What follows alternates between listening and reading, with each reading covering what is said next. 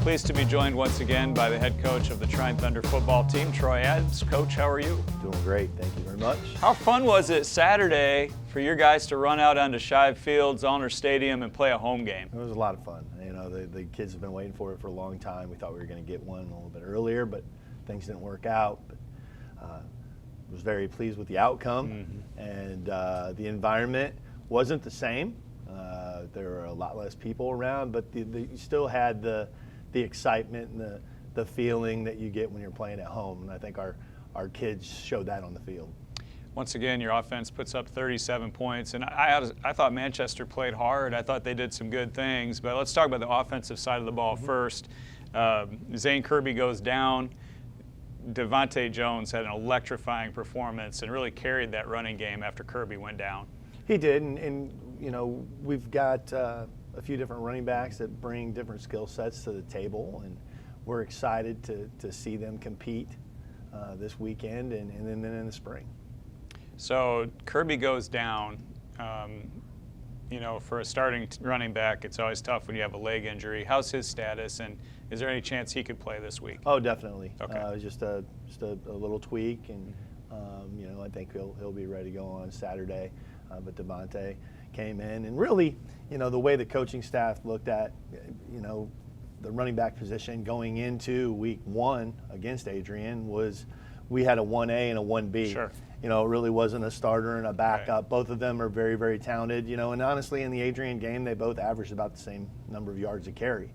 So, you know, we were confident in Devontae's ability to go in and do a good job, as well as some of the younger backs that we have that you know, we'll see more of probably this Saturday and in the coming weeks in the spring. Thunder fans have to love the versatility of Alex Price, the ability to throw passes, and he did that pretty well. He also can pull the ball back and run a little bit, and I thought the game plan offensively was a really versatile attack on Saturday. There's no doubt about that. I think our offensive coaching staff did a great job during the offseason of looking at the strengths of our quarterbacks and then developing an offense around them. Last year, when you're playing a lot of young guys, you know, after Brandon was injured, you know, in the Hope game last year, we really didn't have a complete and total idea of what our identity was offensively because we didn't know our quarterbacks. And I think that you know, Coach Ravelette, Coach Kinsey, and Coach Wellman, as well as the other offensive coaches, did a phenomenal job of analyzing and evaluating the tools of our quarterbacks and putting an offense together that utilize their skills. Defensive side of the ball, they got down close a couple of times. They had 2 first and goals, end up with 0 points. Your defense really got tough when it counted. They did. You know, they hit a couple of longer pass plays, and they were plays that, you know, had we had a full week of practice to prepare against, we would have been a little bit more prepared. But every team that we're playing this fall is their first game. Right. So even going into Bluffton, it's their first game. We don't have anything but the prior year's film to use in preparation, and defensively that's really important. But you know, so you're gonna have a few plays like that, especially as aggressively as we play on defense. I mean, we're a blitz happy and in your face press man, you know, high risk, high reward type of defense. And when you play that way, sometimes you'll give up a couple of long ones, but we're able to keep them out of the end zone, and we played great inside the 20. Our red zone defense was phenomenal. You're telling me off air that you still don't have your starting defense available with Right. COVID and other injuries as well. And, you know, it's a next man up sport. We all understand that. But for the guys who got that experience and got to play on Saturday, that was huge, wasn't it? Oh, it really was. And I think it really shows the coaching staff how close the number 1 guy, number 2 guy, number 3 guys are on our depth chart. Some guys have gotten some opportunities that in a normal year wouldn't have gotten an opportunity on Saturday, and have proved that they can play on Saturday.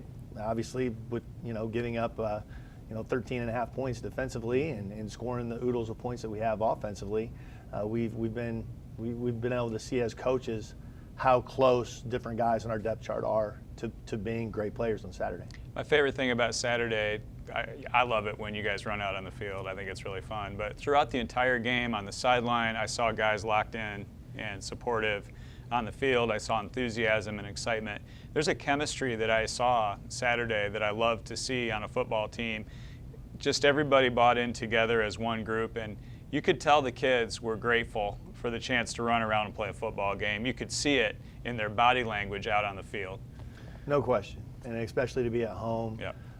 It's just another added bonus, you know, and we're extremely grateful to be at a school with an administration, you know, Dr. Brooks and Coach Land, that really supports us playing and has provided the resources to be able to do that.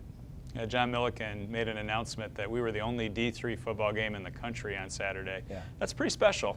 No, it really is. Yeah. And you know, this will be our third game on Saturday. There will be another game on Saturday, but you know, which are between the two teams that we've already played. Right. But it's exciting to be, you know, the only team in the country that has a chance of being 3-0 this weekend.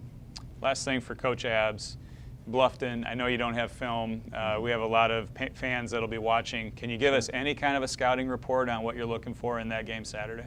Well, they've got a good quarterback that was teammates with some of our guys in high school that you know, has a very strong arm. They've got a lot of size up front on both the offensive and defensive lines, and their skill guys are very skilled. I mean, they are a dangerous football team. They're very well coached. I have all the respect in the world for a coaching staff. Their offensive and defensive schemes are very current, up to date, and they do a good job of putting together a game plan to really attack, you know, your weaknesses. So we will definitely be making some adjustments in the first quarter. You know, because of all the webcasting and everything else, you know, they'll have 2 games of film on us. So it'll be exciting to see where they attack and how fast we can make adjustments to shore that up, and as a coaching staff, and to see how our players react to those adjustments, because that's, if you want to be a great football team, you've got to be able to adjust on the fly. Thunder go for 3-0 Saturday against Bluffton. We'll have the broadcast right here on the Trine Broadcasting Network. Good luck, Coach. Thanks a lot.